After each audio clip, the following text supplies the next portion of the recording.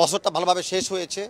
আমি ক্ষমা চেয়ে নিচ্ছি যে আমরা এশিয়ান কোয়ালিফাই করতে পারি নাই, বাট আমাদের লক্ষ্যমাত্রা থাকবে যদি কোনোভাবে সেকেন্ড পজিশন নিতে পারি আমাদের গ্রুপে, সেটা এখন আমাদের মূল টার্গেট, যেটা আমরা আগামীতে আমরা কাজ করব। ন্যাশনাল টিম ম্যাচ কমিটির সাথে কথা বলে, প্লেয়ারদের সাথে কথা বলে ডেফিনেটলি প্লেয়ারদের এই জয়ের ব্যাপারে একটা ভালো বোনাস আমরা ডিক্লেয়ার করব।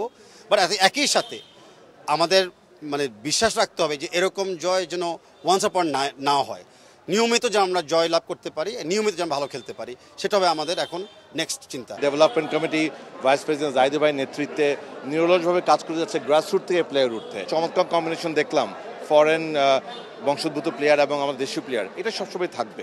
এটা আমাদের জন্য অনেক বড় একটা প্রাপ্তি ছিল। আমাদের খেলোয়াড়দেরকে শুভকামনা এবং আগামী ম্যাচের জন্য যেন আরো ভালো ফুটবল খেলতে পারে। এই ম্যাচ দেখে আসলে কোচের উপর, কোচ সম্পর্কে তেমন কোনো আলোচনা করা যাবে না, কারণ বাংলাদেশ জিতছে সেটা যেভাবেই হোক।